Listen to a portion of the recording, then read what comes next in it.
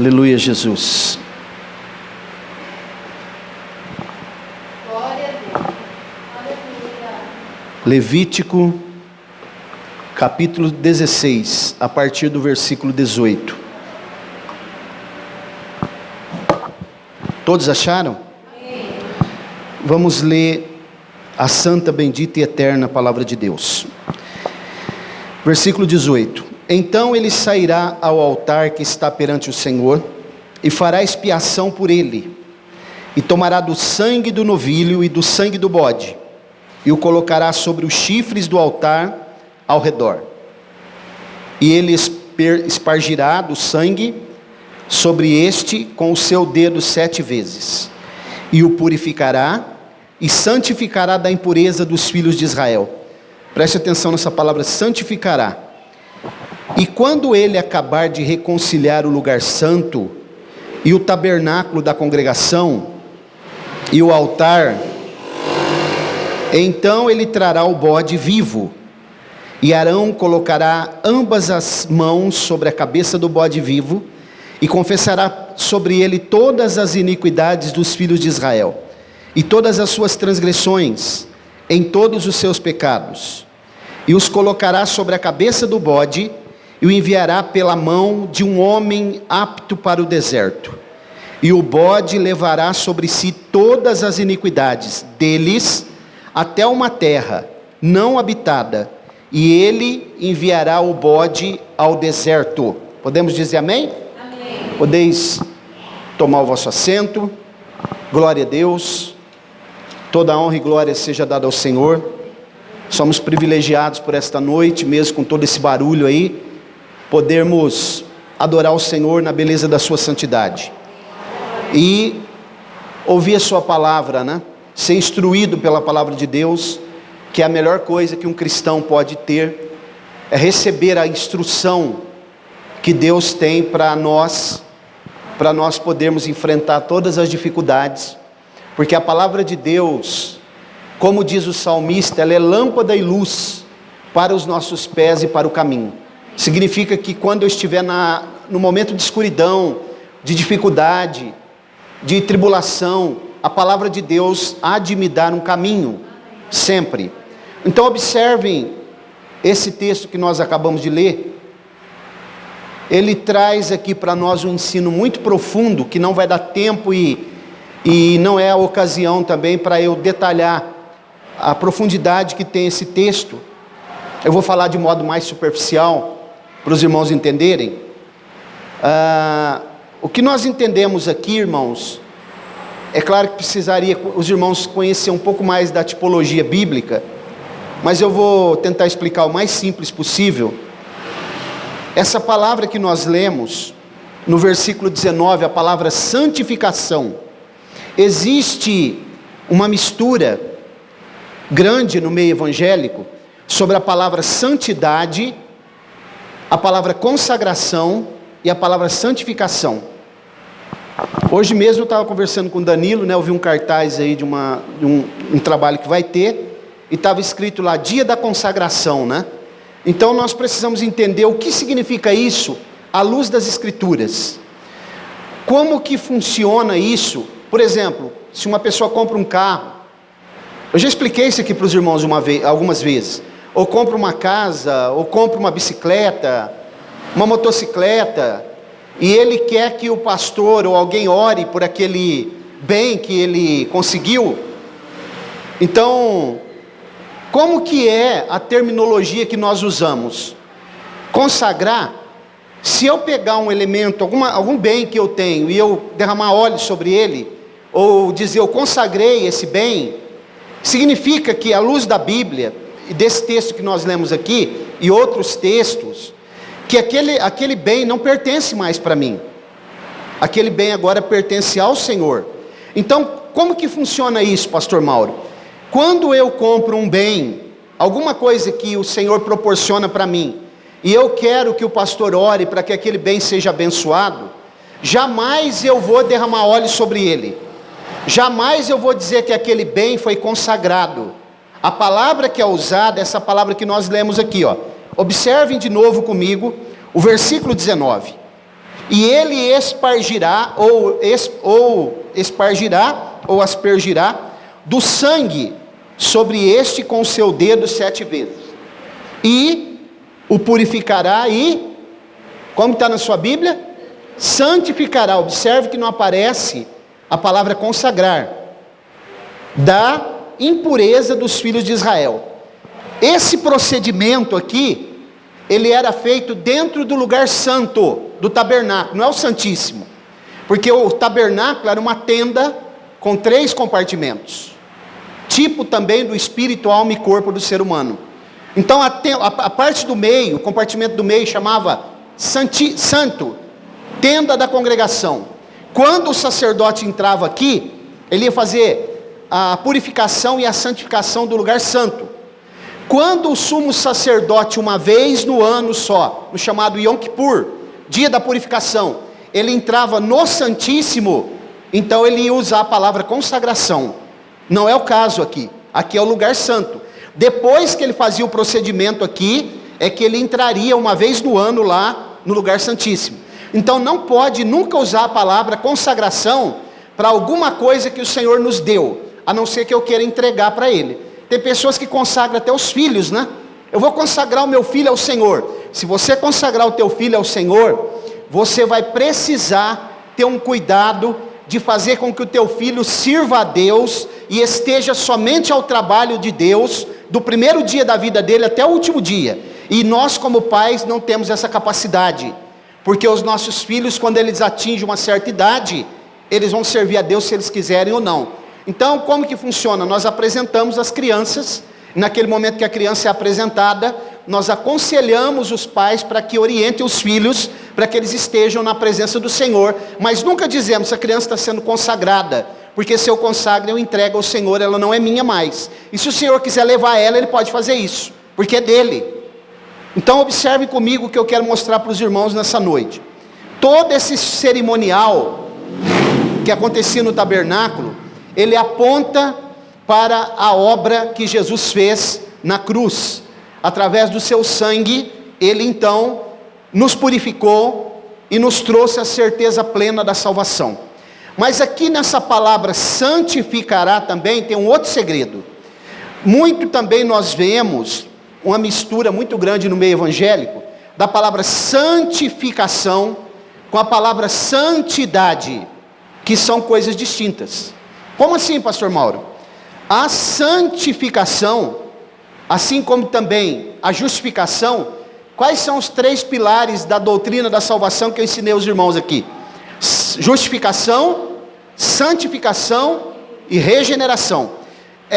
Preste atenção no que eu vou falar. Essas duas coisas, justificação e santificação, já aconteceu, é um ato, não é um processo, é um ato, já aconteceu. Quando Jesus morreu na cruz, que o seu sangue foi derramado, ele já fez a santificação e ele já fez a justificação. Quem era culpado passou a ser considerado justo, quem era impuro passou a ser considerado puro. O único processo que acontece na vida do cristão é a regeneração, que demora tempo e mais tempo. Todos nós que estamos aqui ainda, estamos sendo regenerados, porque a regeneração é um processo interior, que nós não conseguimos ver, só Deus tem esse aferidor. A justificação e a santificação já aconteceu. Muito bem, pastor Mauro, então eu já entendi isso. Qual a diferença da santidade então? É porque a santificação é um ato que Deus já fez, através de Jesus. A santidade é um ato que nós temos que fazer. Como assim?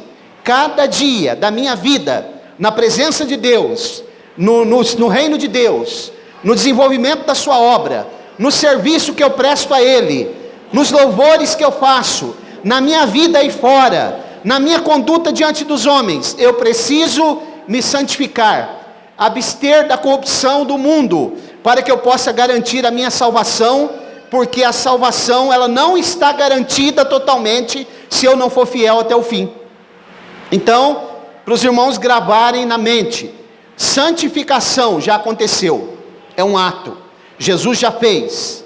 Em João, vamos ler um texto interessante aqui para os irmãos verem como que isso é real. Abra sua Bíblia aí comigo, em João capítulo 17, vamos ver do versículo 17 até o 19.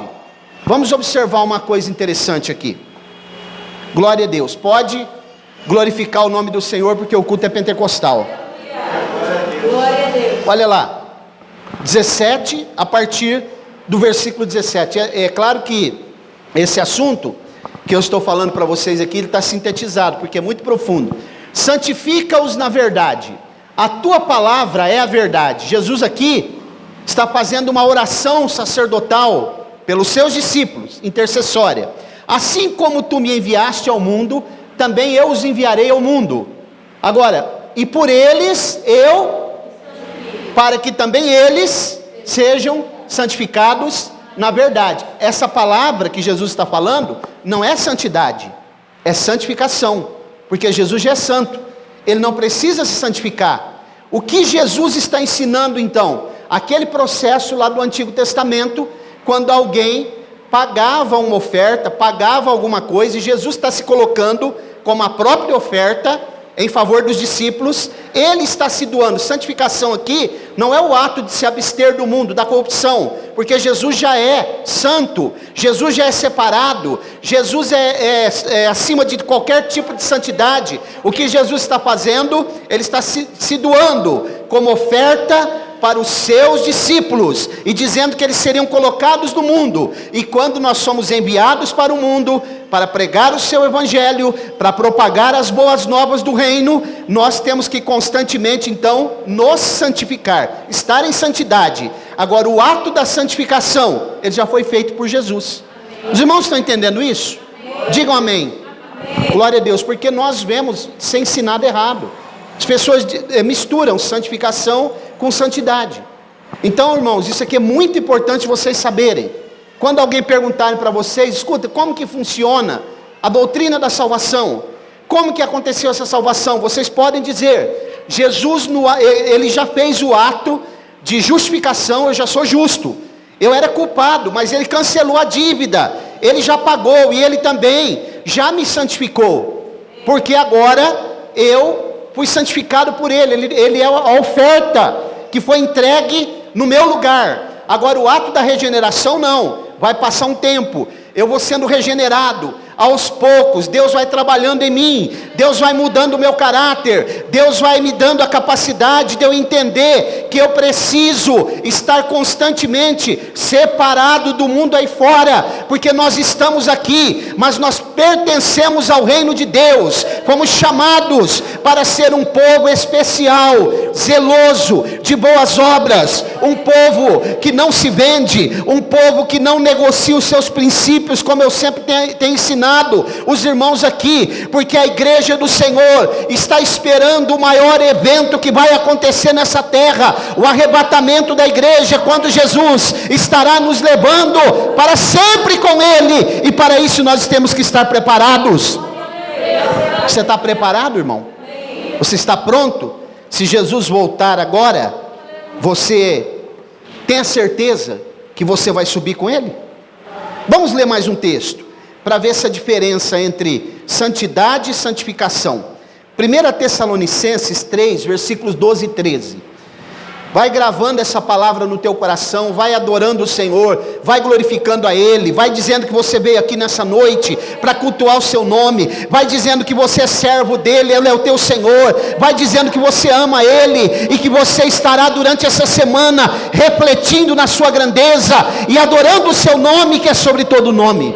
Olha lá, e o Senhor vos faça crescer e abundar em amor uns para com os outros, e para com todos, como também nos abundamos para convosco, para vos confirmar os corações, de que sorte que sejam irrepreensíveis, em santidade, não é santificação, é nós que temos que fazer, diante do nosso Deus e Pai, na vinda de nosso Senhor Jesus, com todos os seus santos. Perceberam? A santificação, Jesus já fez, é um ato. A santidade é um processo que nós temos que fazer dia a dia. Todo dia nós temos que nos abster de alguma coisa. vai aparecer coisas no nosso caminho, alguém vai oferecer alguma coisa, alguém vai colocar alguma coisa e dizer, coloca isso na mesa de negociata, mas nós vamos nos lembrar que nós somos servo do Deus vivo, nós estamos esperando a vinda de Jesus, e queremos nos unir com todos os santos no momento da vinda, e para isso é preciso todos os dias nós estarmos vivenciando, trabalhando para que esse processo de santidade, a nossa separação em relação ao sistema corrupto do mundo. Alguém pode perguntar, mas como, pastor Mauro, eu posso me separar das coisas aí de fora, se eu estou aqui? É muito simples. Nós, os cristãos, nós não misturamos, é como água e óleo. Nós podemos ir aos lugares. O crente pode ir lá no shopping? Pode, deve. O crente pode ir na sorveteria? Deve ir. O crente pode ir ao supermercado? Deve ir. O crente, se for convidado para ir a uma festa de aniversário de alguém, ele deve ir, se puder. Agora, entretanto, nós não podemos nos esquecer que nós somos um povo especial, zeloso e de boas obras. O que é uma coisa especial, irmão? Quando você vai em um lugar, vamos supor que você vai comprar frutas, e lá tem uma placa assim, frutas especiais. O que significa isso? Que aquelas, como? Ela tem uma qualidade, ela foi separada, ela é algo especial. É isso que o Senhor está falando conosco aqui nessa noite. Quem tem ouvidos para ouvir, ouça. Nós, a igreja do Senhor, vocês estão vendo como está o mundo? Vocês perceberam aí fora? Olha como está o mundo, as autoridades, as pessoas que vão governar as cidades e que estão governando o país e o mundo. O caos está instalado sobre esse mundo. Só há uma coisa ainda, que esse mundo ainda tem pontos de luzes em cada lugar onde está a igreja do Senhor. Aonde a igreja do Senhor está, ali existe lampejos, né, de luzes, nesse momento, em todos os lugares, aonde a igreja do Senhor, a igreja fiel, eu não estou falando de frequentadores de igreja, estou falando daqueles que são fiéis, estão reunidos, nesse momento, existem as luzes ali em todo o globo terrestre, mas o mundo está mergulhado no caos. O mundo, irmãos, vai piorar disso aí que nós estamos vendo aqui. Não há expectativa de melhora. Entra governante, sai governante. Há um sistema implantado por Satanás no mundo espiritual, para que esse mundo seja governado pelos gentios. Então não espere melhora. Vai entrar fulano, vai melhorar, ele vai fazer isso, vai fazer aquilo. Não espere melhora nos homens, porque a nossa esperança está fundamentada em Jesus Cristo. A esperança da igreja é aquele que deu a sua vida por nós, na cruz do Calvário, para um povo que crê nele, que está diante dele, que renuncia às coisas aí de fora, que confessa o seu nome publicamente, que diz que serve a ele com alegria, que tem o privilégio e o prazer de estar na sua casa, nos cultos, louvando o seu nome, aprendendo a sua palavra, adorando a ele, tributando a ele toda a honra, toda a glória e todo o louvor. Estamos aqui nesta noite porque acreditamos que esta palavra é a verdade plena e absoluta. Se você tem ouvido para ouvir, ouça. Vamos voltar para Levítico 16. Observe comigo. Glória a Deus. Pode glorificar o nome do Senhor nessa noite. Se você prestar atenção no versículo 20, ele vai dizer assim, ó, Levítico 16, 20. E quando ele acabar de reconciliar o lugar santo, observe que não é o Santíssimo, é o lugar santo. Estamos falando do compartimento do meio do tabernáculo. E o tabernáculo da congregação, na sua tradução deve estar tenda da congregação. E o altar, que altar é esse? É um altar que ficava, um altar de incenso, que ficava de frente ao véu, que separava os dois compartimentos. Porque era assim, lá fora, no pátio, tinha 3 utensílios. O altar de holocaustos, a bacia de bronze, né? Melhor, 2. O altar de holocaustos e a bacia de bronze. Dentro do lugar santo, compartimento do meio, tinha a mesa dos pães da proposição, o candeeiro com 7 canas, e tinha esse altar que a Bíblia está citando, que era o altar de incenso, que tinha incenso constantemente, e o fogo ardia sobre ele, e quando o sumo sacerdote, uma vez no ano, ia entrar lá no Santíssimo, antes dele atravessar o véu, ele tinha que pegar incenso aqui, para poder ministrar lá dentro do lugar santíssimo. Então aqui, quando ele acabar de reconciliar o lugar santo. Por que reconciliar o lugar santo? Porque os israelitas iam pecando. Então precisava fazer esse procedimento para que aquele lugar santo ficasse também reconciliado. Assim como Jesus fez conosco, nos reconciliou, porque nós estávamos separados dele. O pecado fazia separação entre nós e ele, mas ele nos reconciliou. Nós agora estamos aqui, a ira de Deus, que estava para se abater sobre nós, Deus aplacou agora a sua ira, acalmou a ira pelo sangue de Jesus. Por isso, estamos aqui nesta noite, com a garantia da salvação, se nós formos fiéis até o fim. Observe, versículo 20 ainda. Então, ele trará o bode vivo. Por que o bode vivo? Porque eram 2 bodes. Um bode, ele era imolado, era morto, tipificando a morte de Jesus. O outro bode ficava vivo. Os 2 representam Jesus. Tem alguns tipos de teologia que ensinam que esse bode que era solto no deserto tipifica Satanás, mas isso não é verdade, porque nós não podemos estar atribuindo a Satanás a obra da expiação. Ele não foi coadjuvante na obra da salvação. O que morria no ato, esse tipificava a morte de Jesus. Esse outro era solto no deserto. Olha o versículo 21.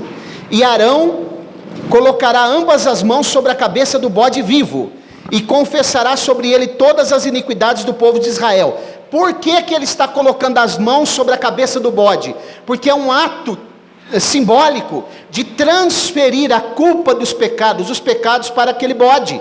E assim como Jesus também, ao morrer na cruz, Jesus também, ele levou sobre si as nossas transgressões. O fato desse bode ser solto no deserto, significa que Jesus, esse bode é chamado emissário, Azazel, emissário, porque ele levava sobre ele os pecados da nação de Israel. Jesus também levou sobre ele todos os pecados da humanidade, e o profeta Isaías fala isso com muita propriedade, quando ele diz: o castigo que nos traz a paz estava sobre ele, e pelas suas pisaduras nós fomos sarados. Todo aquilo que estava todo aquilo que trazia a ira de Deus para a humanidade, os pecados de todos os tempos, foi transferido para o Senhor Jesus. Por isso hoje a sua igreja louva a Ele, se reúne, adora o seu nome, cultua Ele. Participamos da ceia para relembrar a sua morte, porque sabemos que através da sua morte nós recebemos o perdão, a dívida foi cancelada, o nome dele glorificado, e ele expôs a vergonha, os principados e as potestades, como diz Colossenses 2,15. Você já agradeceu Jesus hoje por isso? Você já agradeceu ele essa semana? Porque, irmãos, eu não duvido que tem crentes hoje que deixaram de ir para a igreja para estar no meio dessas carreatas aí, ao invés de agradecer o Senhor.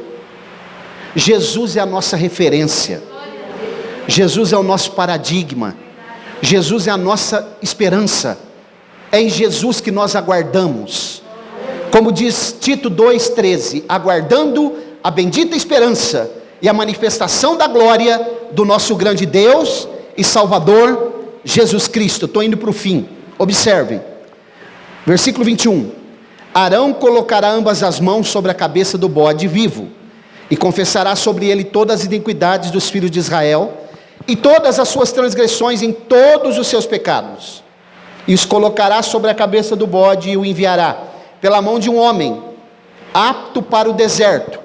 Você sabe o que esse homem tipifica? Esse homem esse que colocava a mão no bode para enviar ele? O Espírito Santo. A Ana está dando ali uma visão, um panorama para os irmãos entenderem. Os irmãos vão ver que ali, aqui fora, aqui está o átrio, né? Onde ficava o altar de holocausto, mais à frente a bacia de bronze, lá no compartimento do meio, é onde estavam esses utensílios que eu estou falando para os irmãos, que é o altar de incenso lá na frente do véu que separava o último compartimento, a mesa dos pães da proposição do lado de cá, né? E o candeeiro, para os irmãos perceberem o que eu estou falando aqui nessa noite, porque esses 3 compartimentos também é um tipo do espírito, alma e corpo do ser humano. Mas olha, irmãos, vocês sabem quem é que tipifica esse homem, que ele colocava as mãos e levava o bode para o deserto? Tipifica o Espírito Santo, porque quem é que levou Jesus para o deserto para ser tentado por Satanás? A Bíblia diz que ele foi conduzido pelo Espírito para ser tentado pelo diabo. Então, irmãos, a Bíblia está interligada, como eu ensino vocês. A Bíblia, ela é infalível, inerrante. A palavra de Deus, a nossa bússola, o nosso manual, a nossa direção, a nossa esperança, o nosso conforto, a revelação de Deus, a estrutura que nós precisamos para ter uma vida saudável diante de Deus espiritualmente, e para que nós possamos também ter uma conduta de regra, uma conduta ilibada diante dos homens aí fora, para eles olharem para nós e saber, aquele povo é um povo diferente, é o povo de Deus, é o povo que ora pelas autoridades, mas também não deixa de apontar os erros que as autoridades cometem. É isso, irmãos. Então aqui, terminando, a Bíblia diz, versículo 22, e o bode levará sobre si todas as iniquidades, deles até a terra não habitada, e ele enviará o bode ao deserto. Então aqui, esse bode, ele tipifica Jesus, levando sobre ele todas as iniquidades, todas as transgressões da humanidade. Agora, os irmãos, imaginem como é que Jesus se sentiu. Por isso que no momento que ele estava no Getsêmani, a Bíblia diz que ele suou gotas de sangue. Segundo os cientistas, só há uma possibilidade de alguém suar gotas de sangue quando ela está passando por um estágio de estresse, de depressão, tristeza e perplexidade profunda. Foi isso que aconteceu com Jesus, porque naquele momento, todos os pecados, todas as transgressões da humanidade, pecado é transgredir a lei de Deus, irmãos, transgressão, pecado é errar o alvo, a palavra pecatus, errar o alvo. Nesse momento, todas as transgressões se abatiam sobre ele, e nesse momento ele suou gotas de sangue, mas ele não desistiu, ele não perdeu o alvo, ele não perdeu o foco de dar a sua vida, para que nós tivéssemos vida com abundância. Então, vale a pena servir esse Deus. Se você ainda não tomou essa decisão, se você não tem certeza, se você pensa em recuar, nessa noite o Espírito Santo fala no teu coração. Se você tem ouvidos, ouça, sirva a Ele, se desgaste na obra dEle, faça alguma coisa para o reino dEle, louve a Ele com alegria, sirva no reino dEle, faça a obra do Senhor cada momento que você puder, seja um servo de Deus fiel, e deixa que Ele vai cuidar da tua casa, Ele vai cuidar da tua família, Ele vai salvar as pessoas que você tem orado por elas, Ele vai fazer aquilo que a tua mão não alcança. Aonde você não puder agir, Deus vai agir. Aonde você não alcançar, que o teu nome não for suficiente, Deus entrará com o nome que é sobre todo nome. Aonde a tua caneta não puder assinar, Deus haverá de levantar alguém para ter uma caneta que assine no teu lugar. Basta servir a Ele, louvar a Ele. Não importa, irmãos, as circunstâncias que o mundo está vivendo, nós servimos o Deus Todo-Poderoso e não recuaremos.